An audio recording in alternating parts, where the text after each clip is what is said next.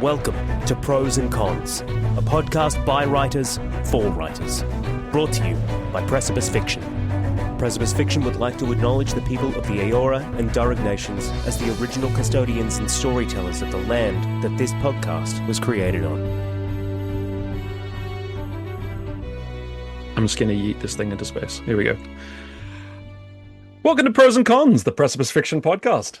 Podcast by emerging writers for emerging writers, because sometimes we feel like prose and sometimes we feel like dirty cons. I'm Paddy Boylan. I haven't hosted in a really, really long time. This feels weird, but I'll be your host for today. And joining me are 2/3 of Precipice Fiction, my esteemed friends and colleagues, James Healy. Hello, I'm James Healy. I'm an editor and writer of short stories, mostly horror, science fiction, and I'm best known for Cooling Engines, which was my contribution to the New Mythic anthology. And Phoenix Raig. Hello, yes, Phoenix Raig. Also, I'm not hosting, but I feel like I haven't been on an episode in a long time. Yeah, my name's Phoenix. I'm also an editor. I'm the founder of Betlight Writing, an editing house that puts authenticity reading forward. And some fun bit of news on the editing front. One of the children's books that I helped someone edit a little bit ago actually went on to get the highest rating from the Forward Reviews, which is a collection of it's a bunch of librarians that get together to review independently published children's books, to actually rate them and tell people these are worth reading. This is what's like, of all the independently published stuff, these are the ones that are actually like, we give them like the librarian stamp of approval or whatever. And it got a gold rating on that. Or it's an award. So you have to be nominated and then you can win gold, silver, or bronze, and it won gold. So Phoenix, that is really good news. I was really pumped about that. Yeah. It's like seeing your children go out into the world and do something. I know. Remarkable. I know. Yeah, hell yeah. Actually, I have some news as well. I'm Paddy Boylan. I am a writing teacher, ex-writing editor, and also right now I'm getting into narrative-based video games, or trying to, which has been a ton of fun. Just dipping my toes in. But a friend that I am working on a narrative-based game at the moment, and it's been a hoot. It's been a riot. I have some news as well. A student of mine who I used to teach they applied for some kind of creating writing course at Cambridge University, like the Cambridge. Ooh, and they got in. Yeah, wow. They got in. So I'd like to think that I was like a microscopic sliver of them getting in. Absolutely. That makes me Definitely, feel better. Yeah. So shout out to Emma. She knows who she is. Anyway, gentlemen, today we are going to do Deus Ex Machinas, one of the most, I'm going to say loathed, I was always going to say mistakes, one of the most loathed things in writing, one of the things that, of all of the bugbears of writing, this is one of the things that people say is most avoid this, don't do this. Now, is that something you guys would agree with straight off the bat? That Deus Ex Machinas are like, just don't do it. Just never do it. I would definitely agree with try not to do it. Yeah, it's kind of I would see it as a no-go zone. Okay, and Phoenix? Mm-hmm.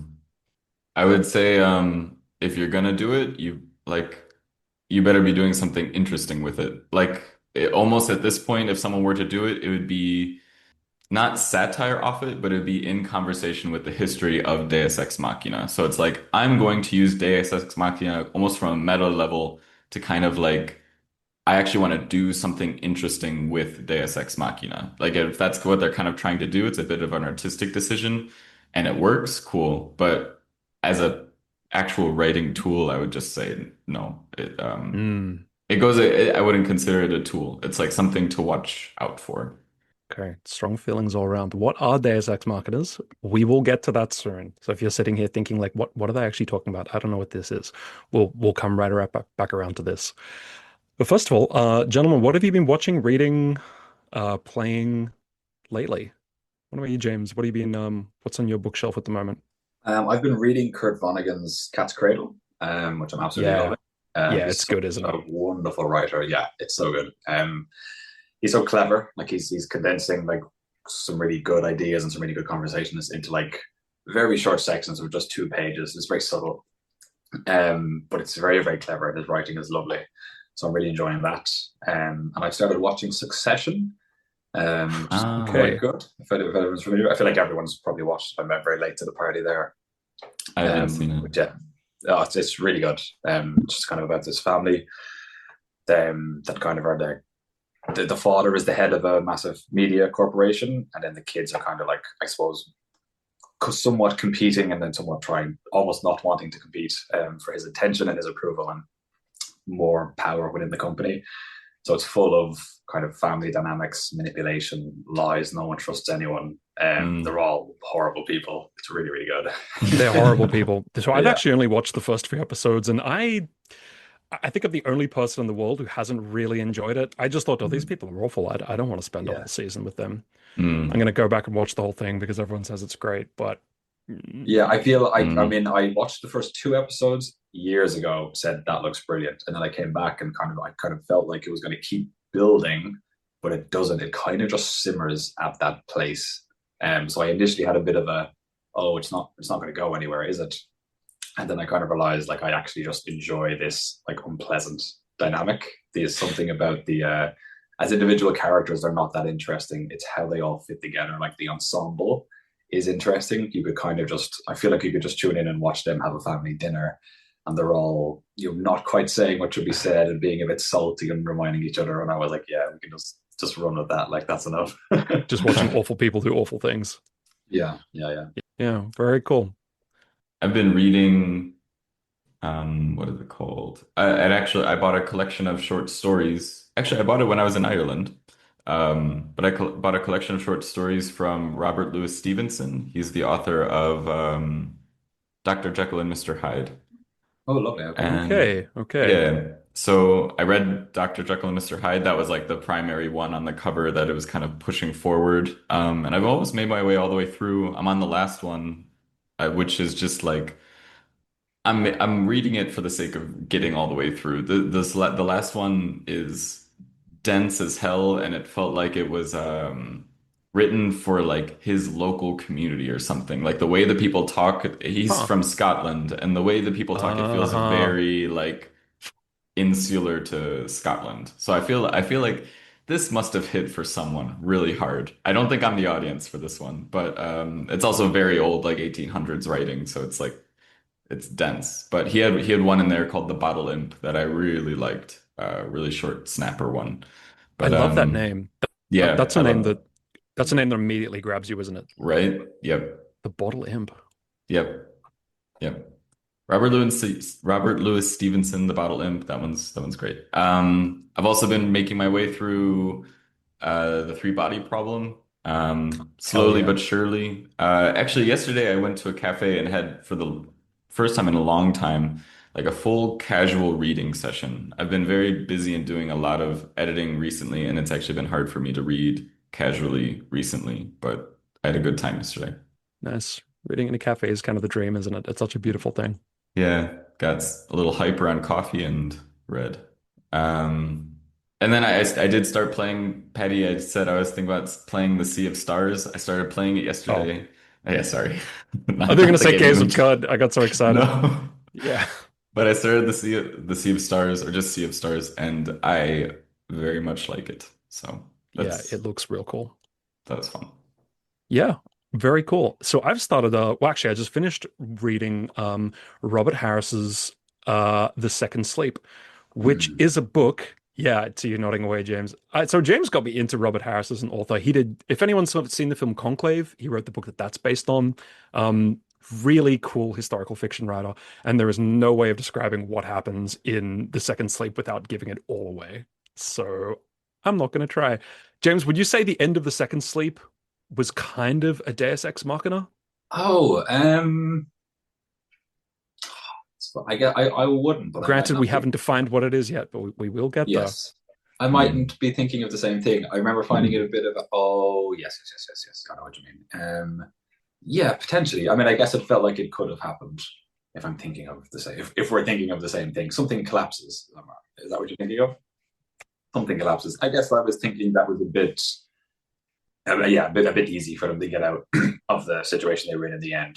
I didn't feel like it necessarily, for me, Deus Ex Machina is a lot more egregious if it resolves the whole conflict of the story. Yeah. if it Which is the resolves the traditional definition scene of. or if it just resolves the, sometimes you set up a climax and then the climax is resolved a little bit easy. I'm like, oh, they got out of the scene by Deus Ex Machina. It's kind of disappointing, but it's not as, it doesn't put me off the whole story as much as when it's like when the whole story builds up to something and then they do a Ex Machina out of it. Agreed. And we've probably beat around the bush for long enough now. Let's actually define this thing. Does either of you guys want to give a definition of what you think or see a Deus Ex Machina as being? Yeah, I guess I'll leave the proper definition to you because Okay. I know. Well, I mean, even- it's I've seen a few definitions online actually. It gets a little bit wibbly wobbly, so give it a bash.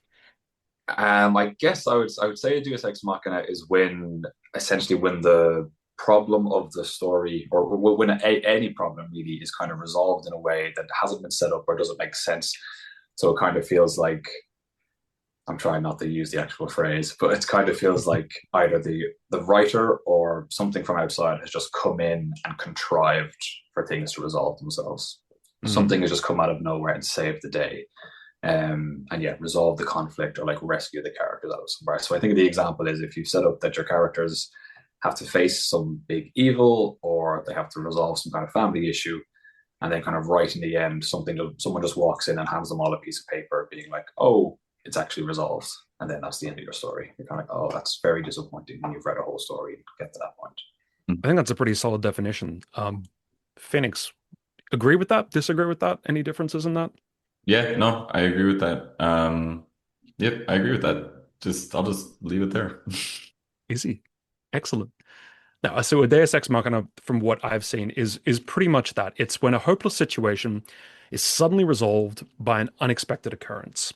So say you've got the plot, you've reached a point where the characters seem like they're screwed and nothing's going to go right, and oh no, how will they possibly get out of this? And something which is unheralded and unforeshadowed seems to come from outside of the plot, like the hand of God almost, and reaches in and changes things in a just so way so that the protagonist situation, usually the protagonist situation, can be resolved favorably.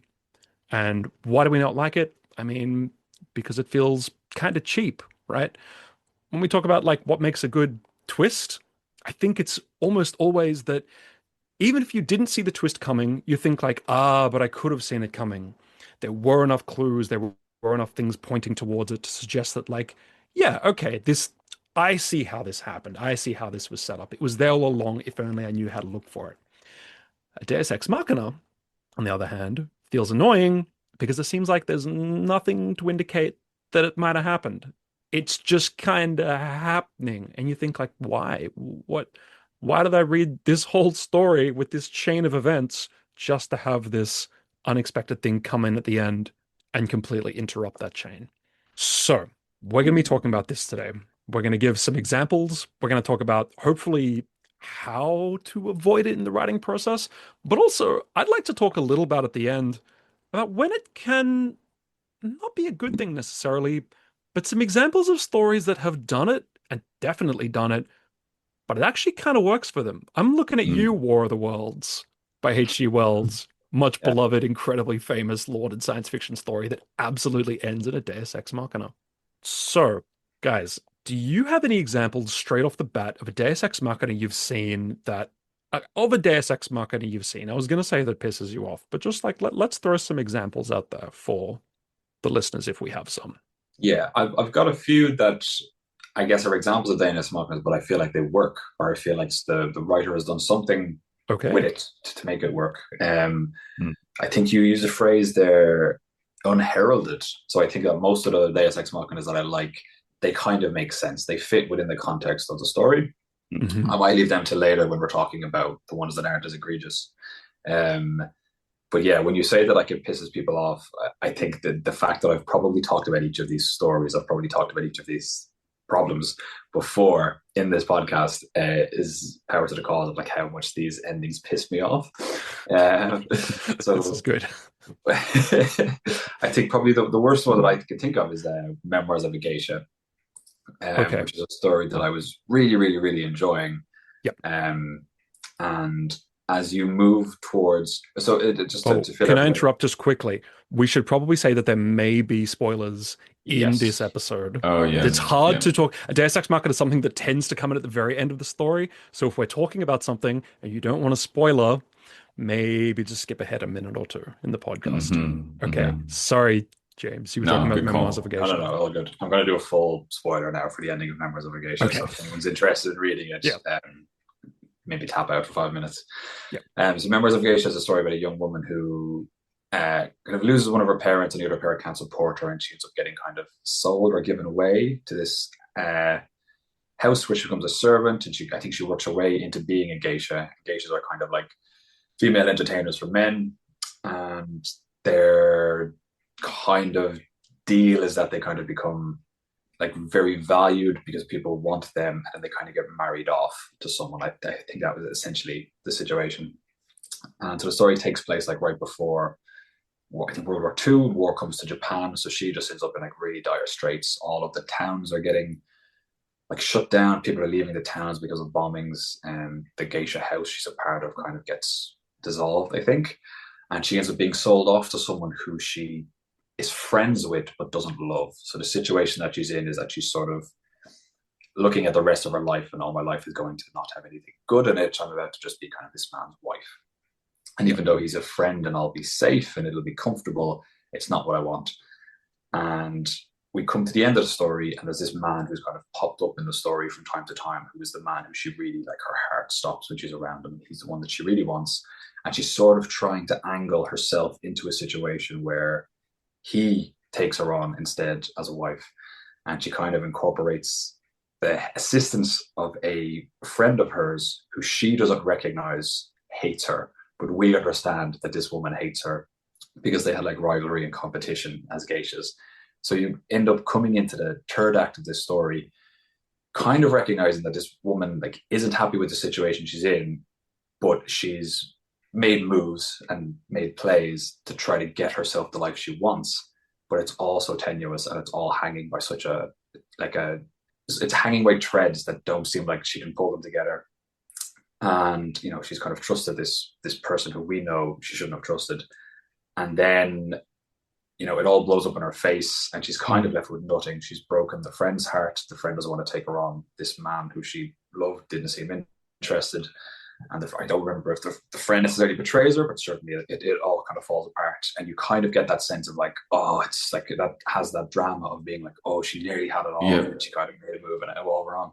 And then in the next scene, this love interest invites her up to his house and is like, oh, I always loved you. I'm really rich. I can take you on. You're really beautiful. And because you're really beautiful, like I've always wanted you. You've talked about this before, actually. Yeah. I remember you mentioning this and being really frustrated with it. I remember finding this such a mad smack in the face. Even the way I've described it probably has more narrative flow than it was in the book, because it just felt like it came out of nowhere, and it kind of felt like you were kind of like, oh, have they created this big bomb to go off in her face? And it was just kind of like, no, it's cool. You're hot. Do you not realize you're hot? And I'm rich, so like it's all good. Don't worry about it. I was like, you don't realize you're hot. I'm rich. It's all good. Like we're fine. And the audience could have seen that coming. No, they couldn't. No, that sounds really frustrating. It seemed to be so like out. It was not. It didn't seem to be in keeping with any of the rest of the story as well. Like none of that seemed to be getting set up as I was so mad. Yeah. I watched the movie. I didn't read it, but yeah, I watched the movie. I saw like the movie ended and I was like, what happened? Like, what did I just see? Because it was, I didn't think of it as a Deus Ex Machina, but it definitely is, because you have this big, like, piling of circumstances, big fallout, and literally it's just like there's no repercussion. There's no repercussion comes from it. Yes. But then this is just a different discussion, but thematically the story is like the whole thing is showing the audience like the fault of the patriarchy, and look at this scenario she's in because of this, and the thing that saves her at the end is a man who's rich, and I'm just like, what is going on? Like, yeah. So you said something there about repercussions. I hadn't considered this, and I want to ask you for an example of Deus Ex Machina as well. But just while it's in my mind, I think there is something about that. Like, you expect a film's conclusion to be the repercussions, right? the film is building to a point, and then you need to have like the cogs in the machine turn to an endpoint. But a Deus Ex Machina completely interrupts that. So the example I have, and sorry, Phoenix, can I give my No, example no. first? I Yeah, know it's kind of yeah. like bad No. for the host to like jump in with that, but the example I had was an original Greek play, because the phrase Deus Ex Machina means God from the machine, and it comes from old Greek plays where they had a habit of ending things by having some kind of divine intervention lowered down on a rope or a crane to just end the story in a just so way, because it seemed, well, I'll give the example. There is a play called Medea by a guy called Euripides. And Medea has done some really terrible things. She's the protagonist. She's committed these horrific acts of revenge. She's killed the king, his daughter, even her own children. There's no way that she can escape justice. What's she gonna do? Okay, well, it turns out she is the daughter of the sun god Helios, and she goes off stage for a little bit, and then she's lowered down in a flying chariot pulled by dragons, and the flying chariot can just take her away so she doesn't have to face any consequences. And Hmm. that's the end. That's the end of the play. And if I was in the audience during that Greek play, I would have been like, that's a bunch of bullshit. Like, what? What? Come on. Because, yeah, there's no. What was the word you used, Phoenix? Was it repercussions or Yeah, consequences? repercussions. Yeah. There's no repercussions. Nothing happens to her. She doesn't have to answer to anything. It's just solved in like, well, and that's it. She happens to be the. Hmm. I'm frustrated for the people of Greece 3,000 years ago. That really sounded like I'm upset for the people of Greece 3000. My mind I, registered it as that first as Greece 3000. And I was like, oh, that sounds like a badass movie. Greece 3000 coming soon. Anyway, that was my example. Phoenix, did you have an example of a Deus Machina that you've seen that you have feelings about? Um, I have sort of meta feelings about the one everyone always brings up is are the eagles in Lord of the Rings coming at the end Yeah, to pick Frodo yeah. up. Everyone It brings was that up. inevitable we were going to talk about the Eagles. Yeah. So everyone always brings this one up, especially because it looks like a classical Deus Ex Machina, like literally very, very like heavenly imagery of the eagles coming down with Gandalf. Yes, Like they it looks literally like come down from the sky. Yeah. yes. So I would say literarily watching the movies, I get why someone would think, oh, Deus Ex Machina, blah, blah, blah. But I also think this is an example of a Deus Ex Machina that works fairly well in the sense that one, on a meta level, it's like everyone loves those movies and that story so much. Everyone's just kind of okay that they didn't take the Eagles, I feel. It's like, nah, that was a better story anyway that they didn't. But also the Eagles are kind of they're at the very least in the world before we get to that end point. We see Gandalf using them before, so there's at least precedent. So yeah, kind of end point there. Deus Ex Machina, I would give it to you, but it kind of works well. It's framed in the story. I But agree. also I didn't just have a problem with it when I saw it, frankly. I know people yeah. get very upset, but I don't know. I don't think it's a problem. No. But just to put Lord of the Rings people to bed a little or to rest a little bit, it's like Before they they're send kind angry of emails to us. just because like one, just because an animal's in the world doesn't mean it likes to be ridden. And that's kind of the eagles, but just it's a very human mindset to be like, oh, giant animal, of course they'll let me ride it. The Eagles are very much so above the human problems in that world, and they really don't like to get involved. It's like kind of Hagrid when he tells Harry Potter to go visit the spiders, and it's like, oh, we don't eat Hagrid because he's our friend. We will definitely eat you. That's kind of the Eagles. It's like, yeah, we let Gandalf ride us because he's one of the most powerful beings in the world, and also two, we are friends with him. He's like a good guy we don't otherwise really get involved. So it's very much so like kind of a miracle they let him use them at all. And it's only in certain scenarios, but they kind of really need to be convinced. They're not just like, yeah, we're a horse, you can ride us. They're very, but anyways, that's in the books though. So Okay. Yeah, the Eagles is a good example. For me, I think I was partly not bothered by that as a Deus Ex Machina because I don't think it was a situation that the film had kind of already ended by that point. How they hmm get back, that originally wasn't an issue. You could have just had the yeah. forces of Mordor retreating and then maybe the good guys flooded in and picked them up on the way. So it's not like it solved some intractable problem. Something I read online was it seems like a Deus Ex Machina happens seems like it anyway, when a writer writes themselves into a corner and their protagonists get into a situation where there seems like there is no way out. And again, this is just how it seems to read a Deus Ex Machina. It seems like the author does it out of desperation because, well, shit, there's nothing else that my protagonist can do here. Now I have to have some kind of intervention. And I don't think that was the case with the Eagles. No, no. You make a good point by saying they've already concluded the conflict. Frodo's already completed his arc, or for the most part, a little bit more. But a lot of things have concluded. We've seen them do it of their own volition first, and then the Eagles come in for it's resolution, it's falling action. So it's falling action. Yeah.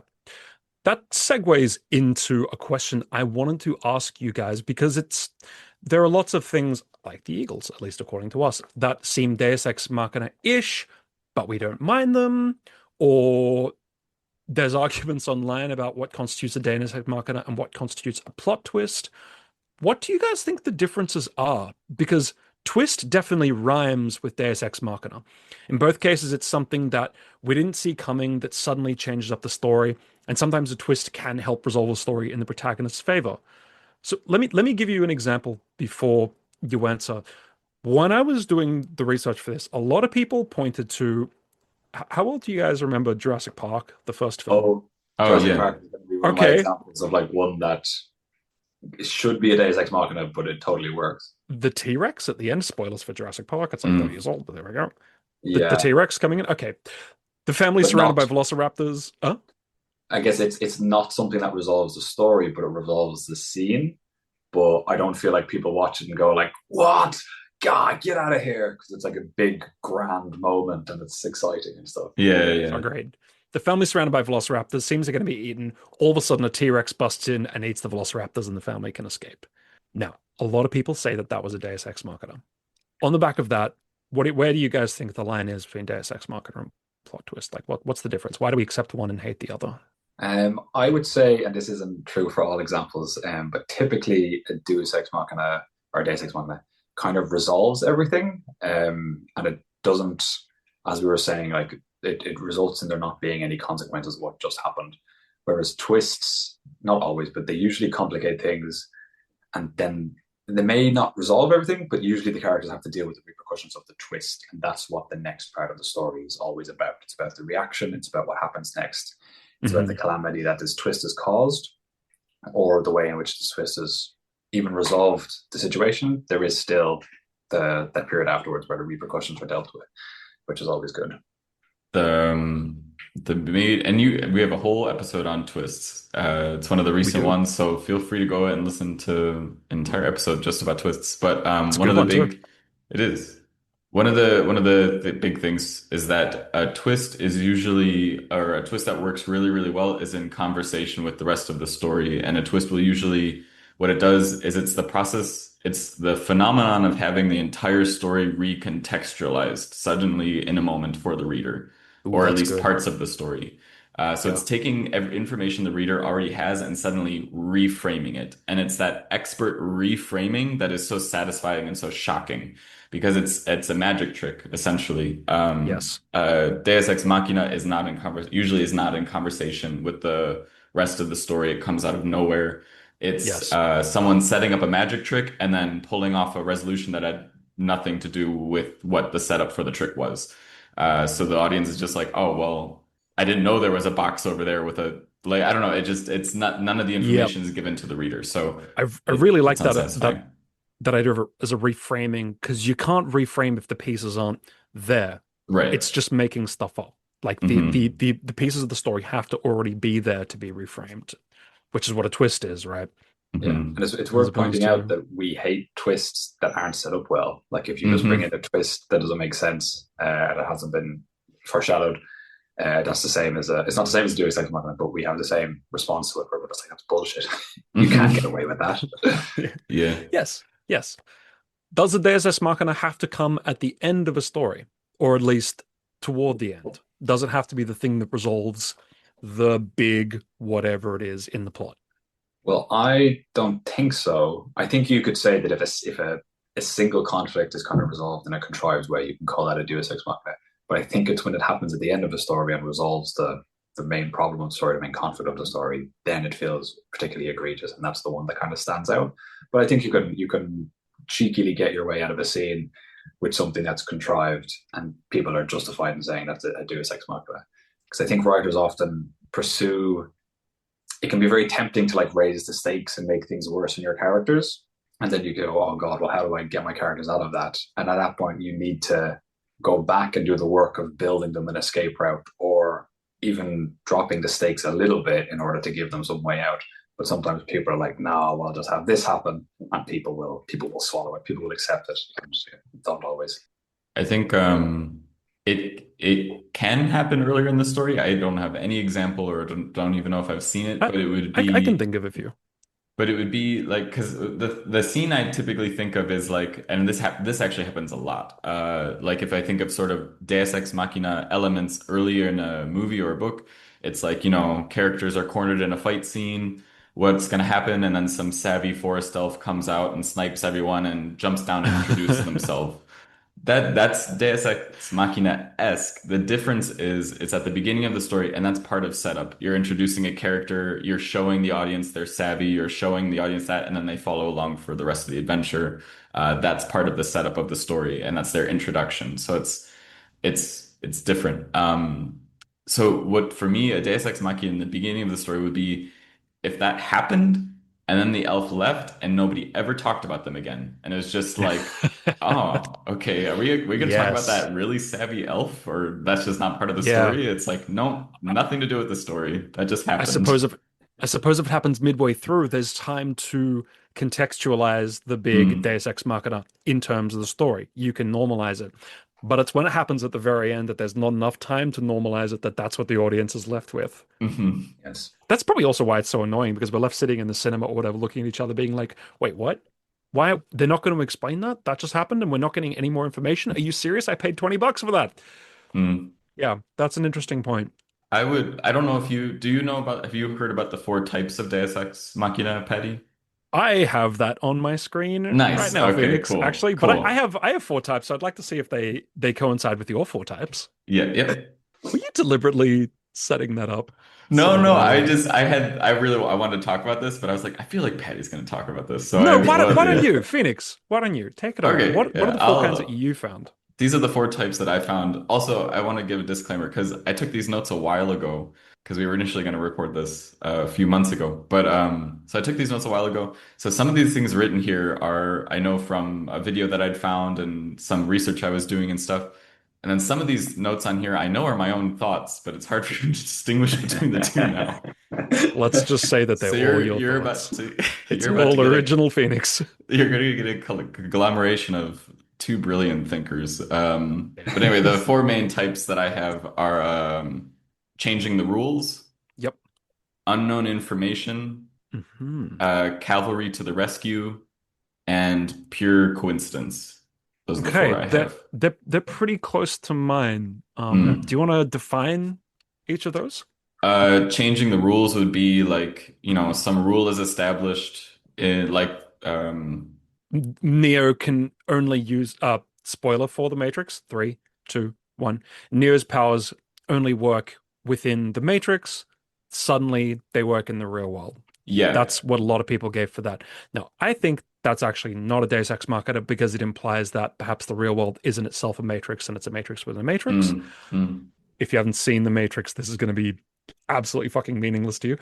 But yeah, that's what people point to a lot. Is like, why does Neo's magic work in the real world? No, that's not what we signed up for. Yeah. I feel like that was a Deus Ex Machina because I feel like it wasn't foreshadowed or like that question was never posed. So it kind of felt like it came out. I know that it goes on to tell something more, but it kind of just hits out of nowhere and feels like an inconsistency or a breaking of the rules within the story. I found it intriguing. I thought it was in the spirit of the Matrix because it's already, now we're getting into the Matrix.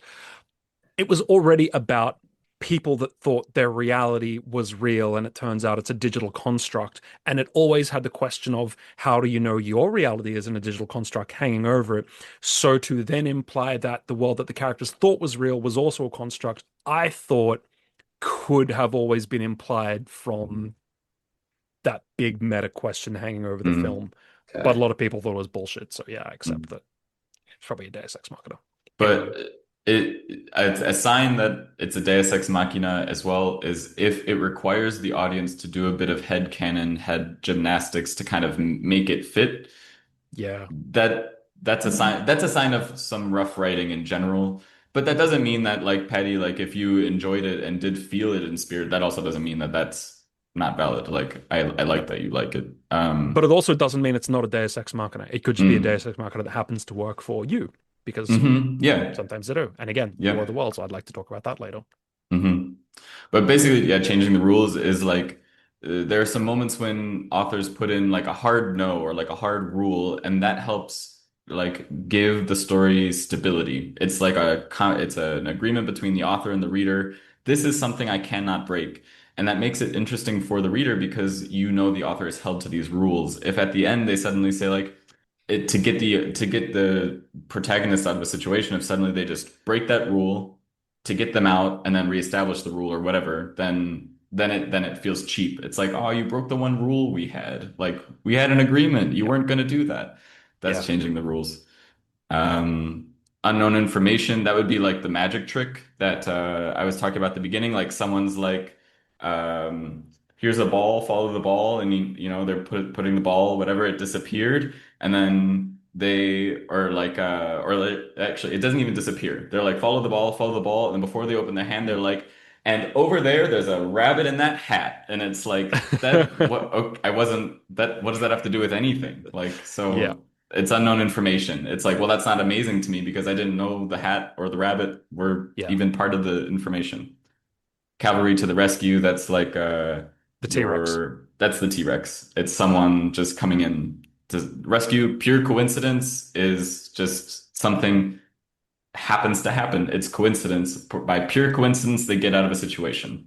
Yeah, I can go into, I have notes on all these, but I'll just, that's a high level for all of them for right now.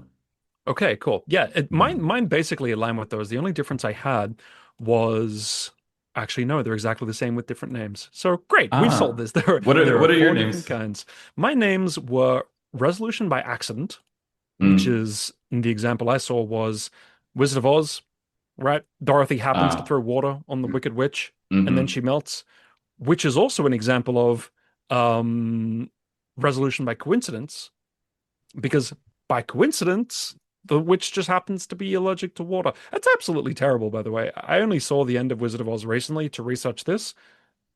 That's total bullshit. Why do people laud this movie? That is such a bad ending. It's two different types of Deus Machina stacked on top of each other. There weren't many movies at that time, so they were just excited to have a new one. Yeah, I'm probably overthinking it as well.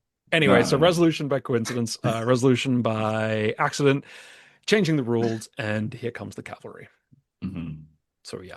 That is something that I think is worth mentioning though about the Wizard of Oz thing, or just older things in general. Like we as readers and stuff do, like, our tastes are evolving for what we find interesting and what sort of works for us, as well as our social political context.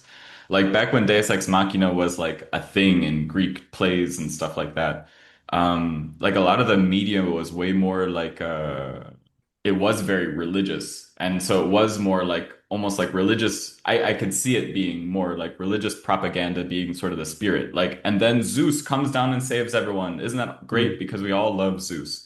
So just stuff like that, or like I think like more, it's kind of in line with like the, I don't know, what is it, like the political propaganda or something, where back in the day where it used to be like, and then the king saves everyone because we all love the king, God bless the king, and it's like that sort of thing, and the audience is more primed for that. Now our mentality is not there at all, so it feels cheap. There's an awful lot of stories in which the resolution comes at the end because someone's valor or someone's goodness is recognized, and someone kind of steps in and goes, "Oh, don't worry about any of this. We've seen your deeds and we know you're a good person, and now we're going to set you on a good track." An example of that I really like, and I don't think it's a Deus Ex Machina at all, is A Knight's Tale with Heath Ledger. Because they kind of set up that he knew the Black Prince or the Dark Prince or whatever he was posing as. So they set up that he knew him and that he'd met him. So for him to come in and kind of save him at the end works. But there's an awful lot of stories where that relationship isn't pre-existing. Someone just comes in and says, we recognize you're a good person. And then we're a lot more likely to accept that because we're like, yes, if we be good people, good things will happen. But that's not at all. That's not at all how things work. Yeah, that's an interesting point, actually. There's something kind of culturally contingent about it is set up for us if we expect in our stories a good person to have a good resolution. Maybe it was not so much a Deus Ex Machina for the ancient Greeks, even though it was literally Deus Ex Machina, but because to them, the idea that divine intervention could suddenly come and save someone is almost something that they expected or something that was part of their storytelling tradition already. So it didn't feel like cheap out of nowhere bullshit. Not sure how much that makes sense, but that was always my thinking as well, that it was a lot more likely for them to accept it if they believed, because an awful lot of aside, like an awful lot of old folklore tales involve interactions. Certainly, I was like in polytheistic religions where people believe like the trees are alive and the rivers are alive and things like this. Those stories often resolve themselves by nature or the gods intervening in some way, because they're a lot more likely to accept it because they believed it, and it's often as a result of the person's behavior in some way. But I think that the Deus Ex Machina just became such a cliche that people started saying that this is dull, and then as religions changed, and then as kind of relationships with the gods started to change, yes, people's perspectives of that, I think that's when the Deus Ex Machina became really kind of like, that can't happen or that can't work like that. Yeah, I think that's very possible. And also, in the example I gave, Medea, we are told at the beginning that Medea is the daughter of Helios, the sun god. So maybe the audience would mean like, I see what's going to happen here. She's going to ride away in a chariot. So yeah, something may well have been lost. I really want to talk about War of the Worlds and any other examples if you guys have of things which are undoubtedly Deus Ex Machinas, but they work. So do you guys know, and spoiler for War of the Worlds, which is like 70 years old now or something, but do you guys know how War of the Worlds ends? Yes. Oh, I'm familiar with the film, and I'm familiar with the book, or at least the audio the drama reading. version Yes, was? yeah, Orson Yeah, Welles. that's what I'm talking about. Do you want to give the listeners who may not know like a brief like what is the Deus Ex Machina we're talking about? So I'll give a quick overview that in War of the Worlds, aliens come. They absolutely devastate our defenses. They're well on the way to taking over the world. At the end of the story, our character is kind of just a lone figure wandering through desolation. There's no signs of people. There's no signs of anything. And then he comes across one of the alien kind of machines that the aliens walk around in, and he realizes that the aliens are actually dead inside it. And it's revealed that they just got germs from being on Earth, that they had been so long in their planet and their advanced technology that they had eradicated all the germs. They had no immune system, so when they landed on Earth, they kind of just died from our bacteria. And yeah, that's that. Yeah. So I love that. I will jump in and say that I see that as a kind of cavalry to the rescue. And I really like that as an ending. Microbial cavalry. Yes, exactly. Yeah. Biology to the rescue. Yeah. Yep. I think that is. I think that's a good example of cavalry to rescue. Do you guys think that ending works? I think it works. Yeah. I think within the context of that, because I feel like that story was all these little vignettes, and that final one is it just feels so bleak and it just feels so lonesome that he's given up and he decides to charge up to this machine, and then it turns out that it's dead and there are things that are dead. And within the context of sci-fi, it kind of feels like, oh, that's actually quite clever that happened, that they wouldn't have thought of that because they would have been so long without that kind of thing. It would be the idea of us going and invading another planet and then being like, oh, there's something here that we never expected that was totally normal to that and to those people. So I quite liked it. I thought it fit. I felt like when I watched the film, the Tom Cruise film, it felt way more like it came out of nowhere. It didn't feel like it fit the scene, or it didn't feel like it really fit the vibe of the film. So I feel like people who watched that and were like, what kind of ending is this? I feel like they're a lot more justified in being annoyed about it. But I thought it worked quite well in the original. Interesting. I think I might agree about the film, but Phoenix, so have you seen the film or read the book or Are you No, my only okay? exposure to the War of the World is a piece I edited for someone who for this one little publishing house. They're doing something really cool. It hasn't come out yet, so I'm not going to say too much, but they're doing something in conversation with it, and that's my only exposure to it. That's all I'll say because it's not released yet, but.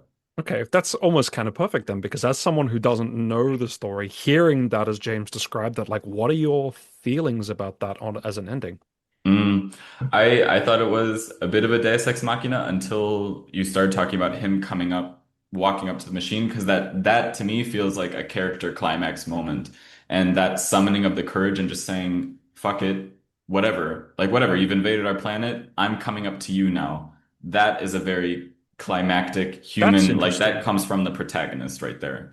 And so for that to then be rewarded with it's kind of like the David and the Goliath Ah, without slinging they don't see the stone being slung really, but it's that I'm coming up to you. He's already faced them. And then what happens after he's okay. stood his ground.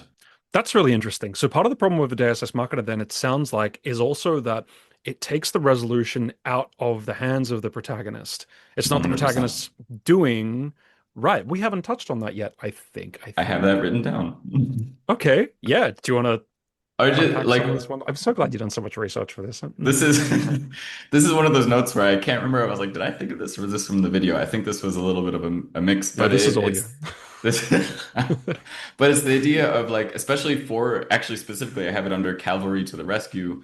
One of the big questions is, do they solve the problem for the protagonist or do they solve the problem with the protagonist? And Mm. that's a big distinction. And we talk about this a lot. This is a big writing tip in general, is you want to keep in general, you want to keep your characters active. If they go passive, if things start happening to them or for them, then chances are there's something in the story that can be reworked a little bit. There's something structural there. So in general, general trip, chick trick, keep the protagonist involved. If a cavalry comes and just takes the plot out of the main character's hands, that's when it can be really egregious. But if they come in and the main character is still involved, so it's like, what would that be like? It's like, I don't know, like let's say the main bad person is facing the protagonist, and they also have an army, but then suddenly an army comes in and starts taking the army on for the protagonist, like, we got that, you go over there, and then the main character then still has to fight the main bad. That's cavalry to the rescue, but it's to support the main character Yeah, in their ultimate goal, which is I still like then that. very interesting. Yeah. I feel like Well, I've even seen that exact scenario in a fantasy film. I Oh, can't think Two what, but absolutely. towers. it's on the The two tip of my towers. brain. Two That's towers. the Okay, moment Yeah. in the two there we towers. go. They decide Yep. to like ride out into battle, and then Gandalf happens to come in at the same time. Yep. Yes, he Hmm. does. Okay. Yeah. And for the just to not to stick on the War of Worlds for too long, that whole story is told kind of from the idea like the character doesn't have any real agency within that story. It's kind of Yes. told in the way that Mm. you're just a person and this larger force is invading. So he's kind of just an observer, kind of going from place to place, kind of caught up in this big battle, trying to survive and seeing his side losing. So the idea that that war is resolved without him having any involvement makes sense. The ending that we get is sort of just the moment that he realizes, oh, we've won, kind of. Mm. Yeah. I love that ending myself. I think it's a brilliant ending, even though I think it's undoubtedly a Deus Ex Machina. Because to me, thematically, it fits. Even if there Mm. wasn't like something saying, oh, but unbeknownst to the aliens, tiny microbes were brewing under their noses. Thematically, it's almost the cosmic horror thing. Large cosmic forces out of anyone's control came and waged war. Large cosmic forces out of anyone's control ended that war. Mm. It's if the story was about humanity being powerless and ignorant of the stars, that's turned around on the aliens. It turns out that they were ignorant and powerless as well. They never factored in microbes. Hmm. It kind of does make sense as well. Like it I kind of think it like, well, works of quite course well, microbes actually. were, yeah, of course Yeah. microbes were there, then they were going to be a threat to the aliens. We've seen this play out in colonization stories all Yeah, through history. Hmm. absolutely. Okay, cool. We've solved it. That's a good one. Great. Yeah. Glad we That's ticked just that. good. Yep. Phoenix, do you have more from your wonderful ream of research that you want to share with us, or any Um, other points that you want to touch on? Oh, one thing that I've touched on this briefly before, with coincidence in general. This was a note I got from a video essay on Avatar: The Last Airbender a while ago, and it kind of came up again with this, or my thoughts anyway. It was still in my thoughts, but with coincidence to get a character out of something is like a Deus Ex Machina, and people tend to lose interest in it. But coincidence, when it reflects badly and creates repercussions, people tend to like it. So if you use coincidence Hmm. to complicate something, that can be quite good, or generally is more interesting than Okay. if you use coincidence to take something out, like to remove complication. Do you have an example Just a of that? fun. No, my mind went to Dumb and Dumber, but this doesn't. Okay, this is okay. Dumb and Dumber. Great film. This is a little bit of this happening. Um, at some point, Jim Carrey or someone really pisses off this like really big, bulky like biker guy, and then they ride away, and it's like, whoa, they got out of that one. That's great. And then later on, he's going to the bathroom and he sees like some number written on the like a number written on the stall, like call for a good time. Or it's like meet at this cubicle at this time on this day for a good time. And it happens to be that exact time, that exact, like he's there. And then someone comes to the cubicle and it's that exact same bulky guy that he like pissed off before. And it's total coincidence, but I remember it that. That's really good. complicates things and it makes it more interesting versus the opposite. If some coincidence happened that just pulled him out of that situation before we got to see what cool, interesting thing got to Yeah. happen, it's not as And satisfying. I don't have a specific example either, but I'm trying to think. I'm thinking of any scene where the characters have something and it's like really do or die. It's on a razor's edge, and there's a just so thing that just happens to go wrong. Like Mm. one bolt in the spaceship was loose and it causes the whole thing to shake apart. I mean, if that happens, like it's great. That's fire. We want that. So yeah, I mean that's a Mhm. perfect example of like if the coincidence goes against the protagonist, then we love it.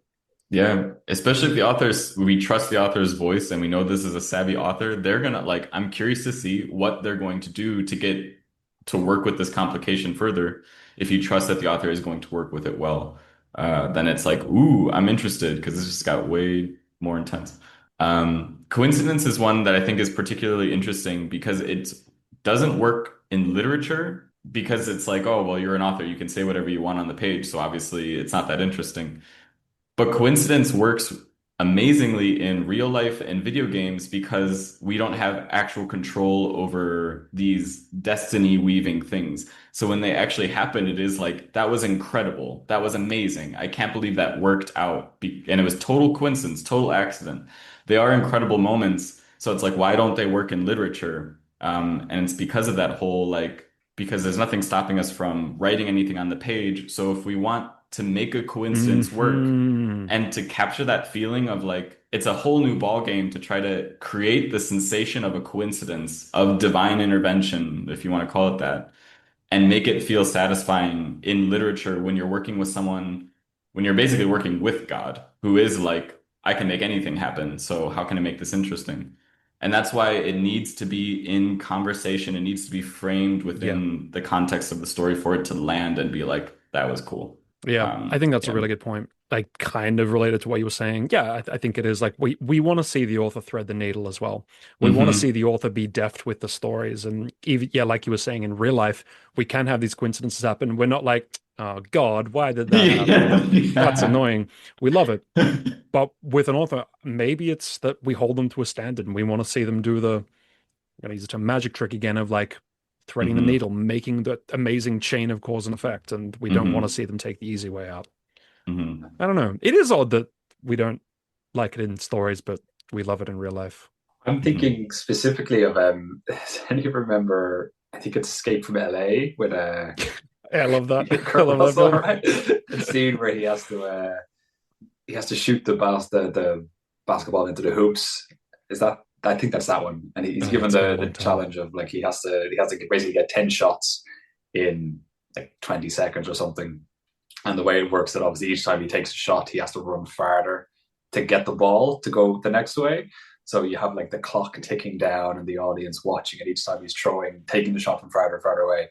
And then finally he just like one arm hooks it from all the way across the court. And it goes in right at second one. And obviously that would be totally boring in a book. Like how do you can't make that dynamic because you have to watch the ball go and then the clock go down. And it would be so dull if you were reading that. Yes, it only works as a montage. Yeah. With Snake Plissken.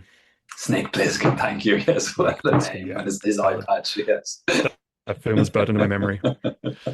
So yeah, Deus Ex Machina. Is there anything else we want to say about this before we draw this to a close? I think I would just say that the ones that I was thinking of that I liked are all examples of the cavalry coming to the rescue. And I feel like I'm a lot more accepting of that because it kind of feels like it could happen within the context of the story. Like the T-Rex often it does. Park, the air raid bombing at the end of Saving Private Ryan, and then a bunch of examples of like Gandalf and the horses coming in. Like a lot of those are Deus Ex Machina, but I feel like they don't feel as egregious to me within the context of the story because you're like, they could come at the nick of time and that can happen.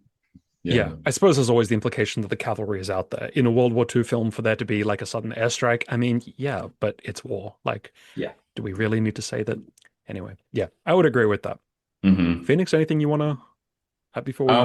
One other point that I remember from my research that I saw people bring up is that one area where Deus Ex Machina, like really pure Deus Ex Machina, tends to work well is satire, when they're trying to be funny and kind of taking the piss. Yes. The example I saw a bunch was Monty Python and I forget which one, but Monty Python does it where literally like it's a fantasy, and I think at the very end it's resolved because a bunch of police pull up and start saying you can't do that and like just stuff like that. They're investigating a murder that happened earlier in the film. And in that case it works really well because it's it's the voice, it's what they're going for, it's in conversation with what's going on. I don't know if you guys have seen the Kaufman film adaptations, but there's literally a scene where the main character goes to like a writer's convention or something, and there's the writer they've all paid to see saying like, and whatever you do not use a Deus Ex Machina in your script.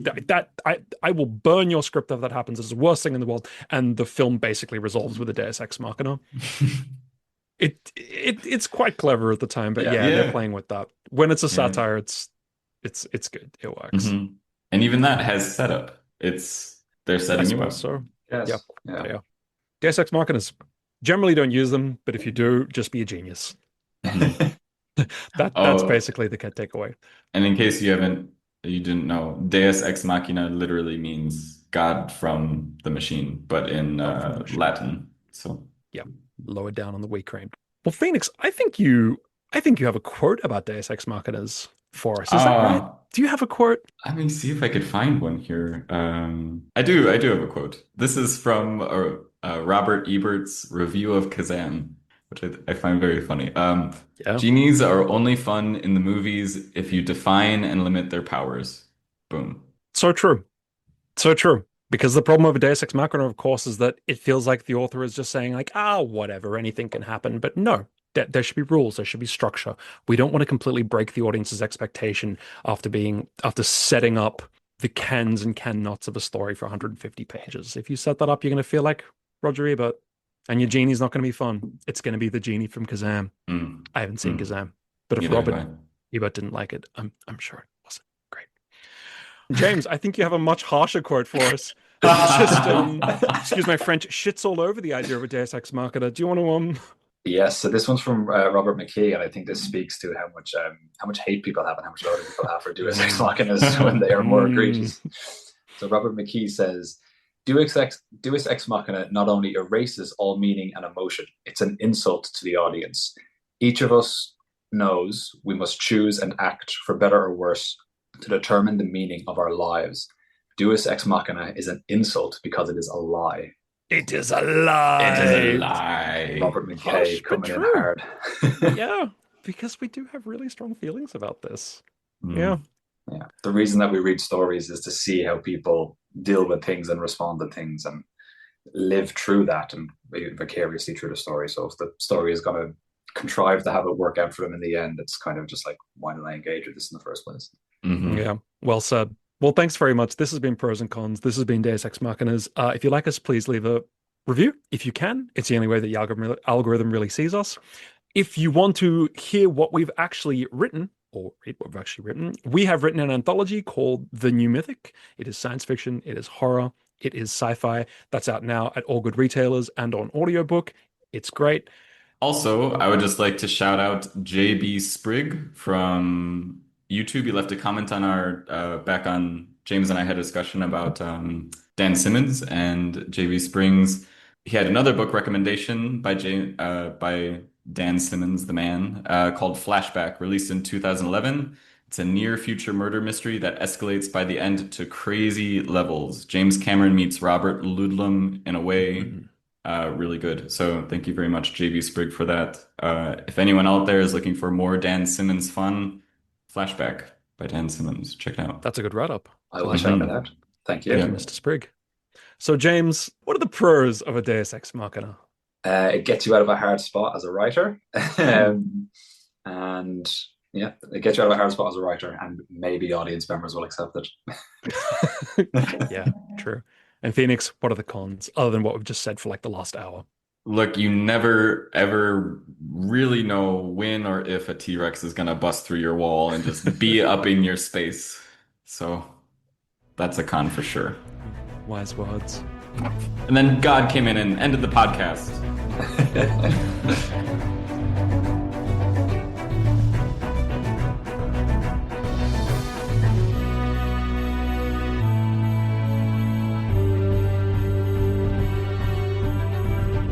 You're listening to Prose and Cons, a Precipice Fiction podcast.